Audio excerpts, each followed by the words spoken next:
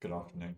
I'm going to talk to you today about cybersecurity, particularly when it comes to small businesses and the sorts of things that all of us as small businesses need to know about. Cybersecurity has been one of those issues that's been causing problems for all of us for a while in different ways. But a lot of the different technologies and controls and things you could do to really protect yourselves were kind of outside the budget for a lot of small and micro-sized businesses. These days, a lot of that technology, a lot of those facilities that are available, that security stack as we call it, is actually getting a bit cheaper. And it means that small businesses are now got access to a lot of technology they wouldn't have had before that they can use to secure their business. Now, of course, you should never spend more on security than the value of the contract or the value of the work that you're doing. But with the costs coming down of these technologies, actually, we all need to take time every year to reflect on what that means for our business and what more we can do to protect ourselves and how we go. So, what I want to talk about today is just talk about increasing awareness, the knowledge of what's related to cybersecurity for small businesses, and talk about the ways in which you can do what you can do to protect your businesses a bit more. We're going to go over a bit about why you should, the core areas of cybersecurity, and talk about 365, what it's doing to protect your businesses, and cyber essentials and what that actually is for companies. So moving on, why should you be concerned about cybersecurity? Well, as you can see, there's some statistics on this page that have been taken from a recent UK government survey of businesses. If we look at small businesses in particular, so that's companies where you've got between 10 and 49 employees, then we're looking around 48% of those businesses are reporting some kind of cybersecurity breach or attack in the last 12 months. Micro businesses, those businesses with less than 10 employees, report less at 36%. I think the reason for those difference in those two numbers actually, I think, could come down to the fact that really small businesses aren't likely to have some of the technology in place to even identify some of those cyber security breaches and incidents. And that's no bad thing. I mean, it's nice to identify everything, but actually it becomes harder and harder to find some of these threats. And I mean, a few years ago, even some of the big companies like LinkedIn took quite a while. I mean, I think it was nearly a couple of years before they found out about some of the breaches and the full extent of it. So we can basically take away from this that realistically, 1 in 2 businesses are going to have some kind of breach every year. If you're talking about bigger businesses, then it's around 4 in 10. Smaller businesses, we've got a bit more work to do in trying to reduce those numbers. But actually, the number of attacks are increasing. In 2017, 63% of businesses identifying breach or attacks identified more than one over the year. So that's not only did they have one attack, but they had multiple attacks. 63% in 2017, 79% in 2022. Now, the cost of having a breach ranges dramatically. It could be fairly cheap and easy to resolve the problem. Maybe the attackers didn't get very much. But also, you don't know what the long-term effects be. So sometimes it could be that your entire IT operations are shut down for a short period, for a number of days or weeks, while the incident is resolved. The impact of that can have on salary costs, loss of production, loss of work, can add up quite a lot. Sometimes it might just be a simple case of some IT consultants to resolve it.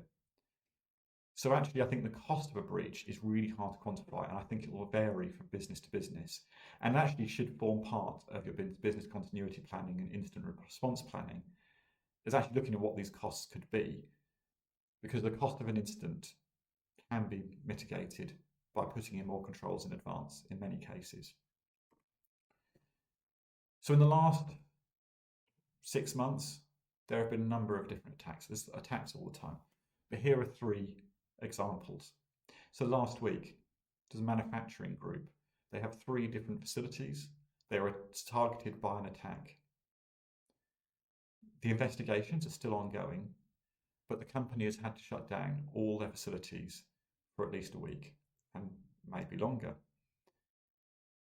That could happen to companies, small businesses as well. I've seen in instances where companies have had a ransomware attack and it's taken us a few days to restore everything, which means all their staff are sitting around not being able to operate. 3CX was a supply chain attack last month. In this incident, 3CX is a massive piece of software used for phone systems, and it deployed malicious software to tens of thousands of computers worldwide.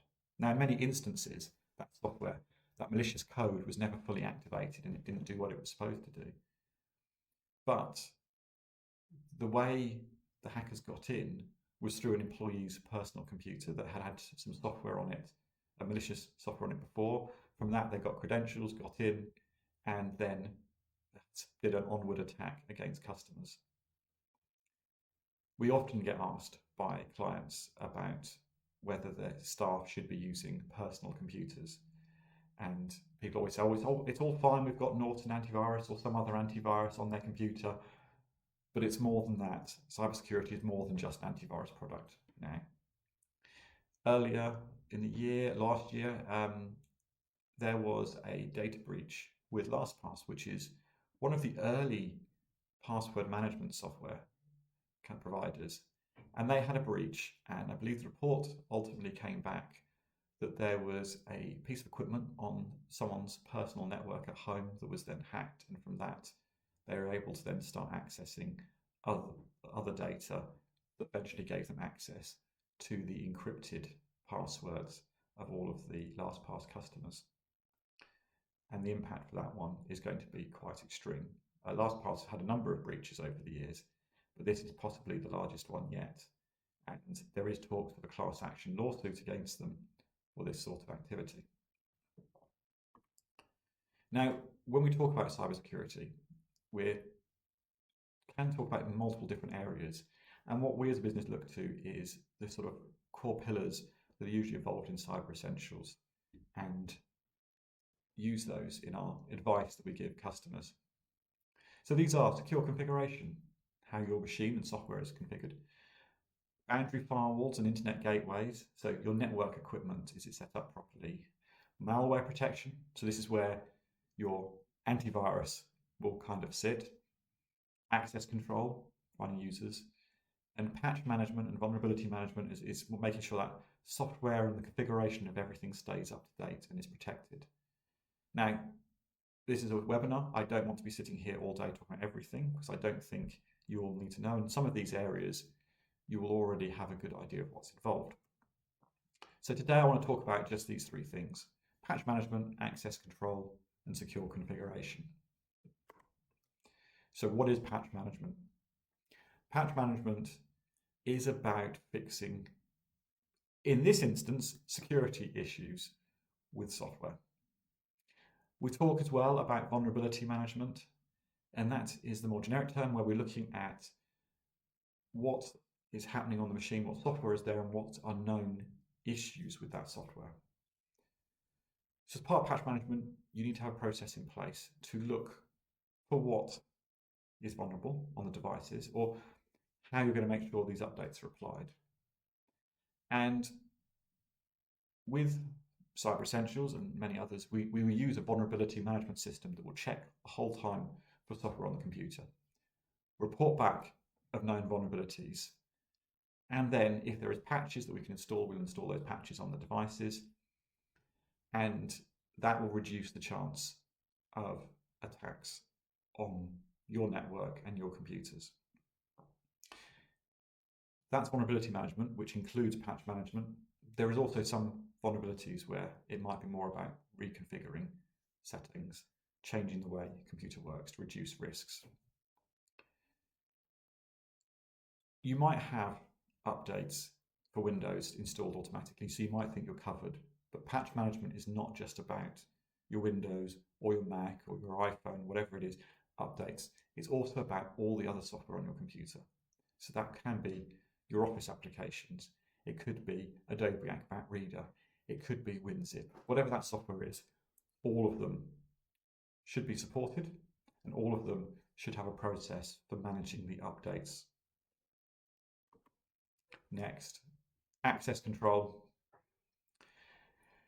This is about your user accounts, your user passwords. Ideally, you need to be making sure that they are assigned to authorized individuals, and they should provide access to only the applications, computers, networks, files, the bits that that user needs to carry out their role. You can always change their access controls later if their role changes, but it's much better from a security point of view to narrow it down to just what they need to do their role at the time. The idea being, if you have a breach, then the attacker is only limited to what that user has access to. By having their own passwords, you're reducing the risk because people can have a password that only they know, they're not sharing it with other people. And if you do have a breach, audit logs are going to tell you who did what, when they did it, whereas everybody's sharing passwords, you've got no way of tracking that. Now this goes a step further. It's not just what they have access to as far as data and applications, but what other access do they have in the way of changing things or changing configuration of computers. So for example, users shouldn't have full access to be able to change the configuration of a computer or install software, because that goes against all your other principles. If you've got the ability that the user can go on and add new software or turn off security settings because they think they know better, or because they're guided by somebody else, you're undoing all of the controls you've put in place.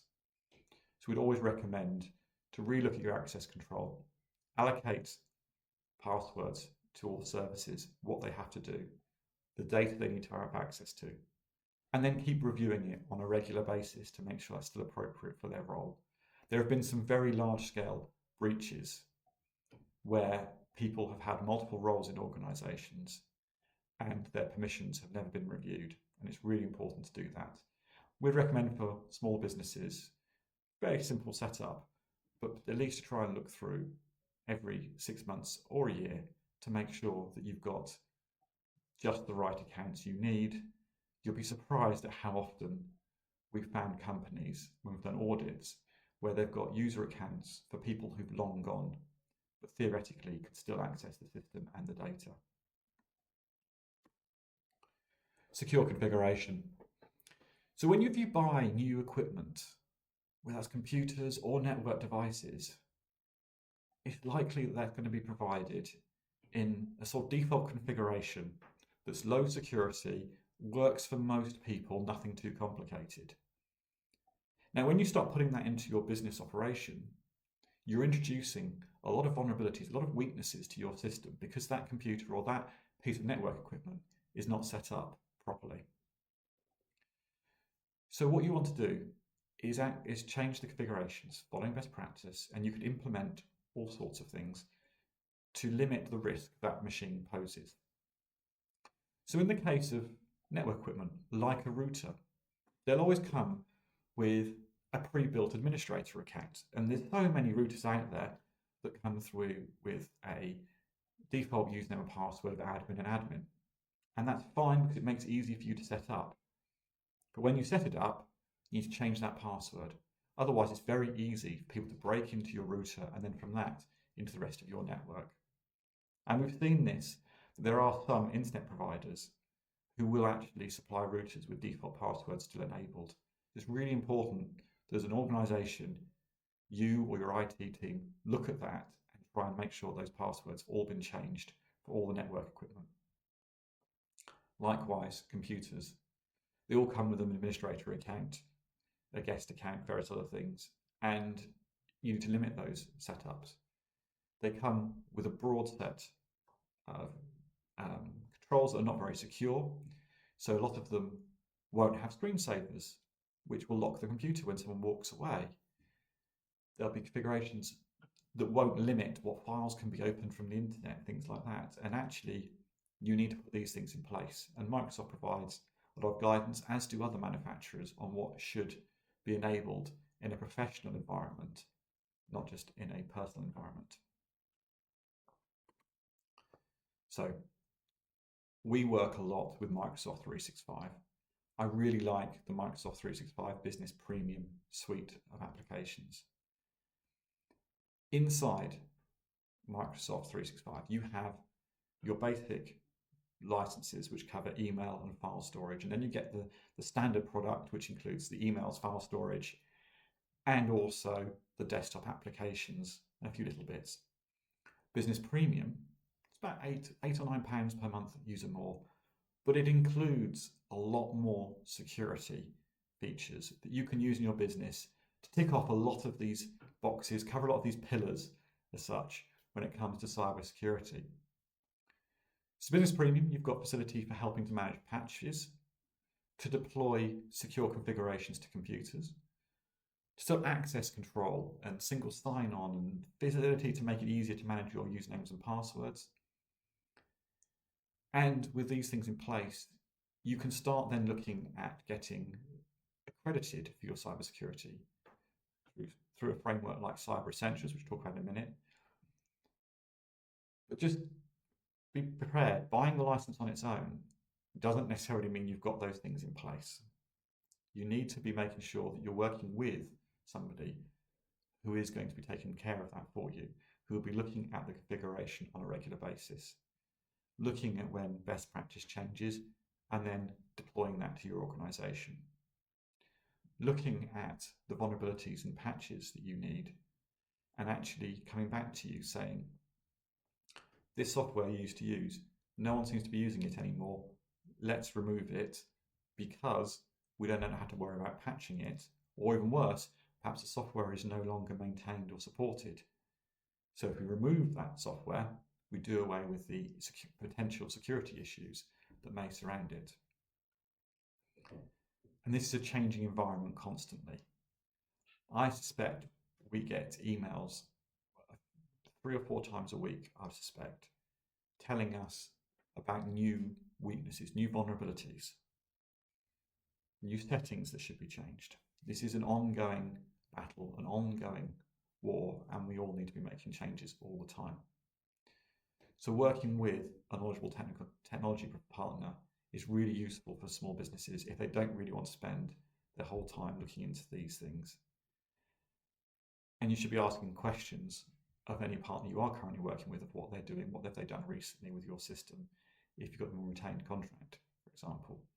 Because just because it's done once doesn't necessarily mean it's done forever. And also, if you're using external companies to provide your 365 licenses, unless you've told them to start doing some of these things, it doesn't necessarily mean the settings will be turned on or you'll have that protection in place. So what is Cyber Essentials? Cyber Essentials was a government-backed scheme in the UK to help protect organisations with a basic level of cybersecurity, regardless of the size of the organisation. It is appropriate for small businesses, micro businesses, right the way up to larger organisations. It's a very straightforward process. Why should you care? Well, there's 2 parts to this. You can follow the framework that's available, even if you don't get certified. But getting certified gives you that stamp to say, look, I've done this, our business is protecting, it takes cybersecurity seriously, so we want to protect your data. You might better use it to attract new business. And certainly more and more organisations are starting to get this. So if you're in an industry where personal information is stored and privacy of your clients is important, then now might be the time to get Cyber Essentials, because as your competitors start getting it, which they will, you don't want to be the one who's left out. So at the moment, about 6% of businesses have Cyber Essentials. Only 1 have Cyber Essentials Plus. I'll talk about the difference in a second. But the whole point of this gives you an overall view of your organisation's security level. And more importantly, this is updated every year. So once you're on that trail, you'll just need to make minor changes every year and you'll keep up with the latest threats. Now, I mentioned Cyber Essentials and Cyber Essentials Plus. Cyber Essentials is a questionnaire that is filled out, that is then sent to auditors who review it, ask questions, and then you either get Cyber Essentials or not. Cyber Essentials Plus goes a step further, where the auditors will be checking the status of your vulnerabilities and patches, making sure that you do not have any high-risk vulnerabilities on your network, and when you do have them, that you're fixing them within 14 days. Cyber Essentials Plus will also monitor and look at a computer, or look at a selection of computers for you, in fact, and make sure that when you download files from the internet, for example, or from email, there is a required number of steps. You have to get confirmation before those scripts will run or those files will run to limit your risk and exposure to threats. So where to start? There's a lot of things with security, and we're going to be doing more talks on these and talk about specific areas. But the first thing I think a lot of people should do is just review their current setup. You can do some of this yourself. Look at what services you work with, who you work with, what online services have you got? Do you have multi-factor authentication in place? Do you have on your computers software that is updated and maintained? In which case, how do you install those updates? If you don't have software that you no longer use, remove it. All very straightforward things. You don't need a lot of money or a lot of time or necessarily IT professionals to help you with, although we're more than happy to do so. If you've got Microsoft 365, there is a lot of features built into it, some with standard, a lot with premium. And what I'd recommend is that you potentially look at working with an IT provider to do an audit of what you've got, make some clear recommendations on how you maintain that, how you bring it up to date, and what you put in place to protect your business, and then go ahead and actually implement those. And that's something we can help businesses with. We've been doing a lot of them over the last year, and we keep them up to date. Since Christmas, we've updated the audit 5 times, where Microsoft have released new features that we feel are really important to small businesses. Don't cost them anything extra, but we add it to the audit as something we should be checking on each client and recommending those to people. So thank you very much for coming along. If you want to learn more, we are going to be doing more webinars. There's going to be more information on our blog online, and we do have a newsletter, and we're putting stuff out on LinkedIn all the time. Hopefully you found this useful, and it's been great to have you.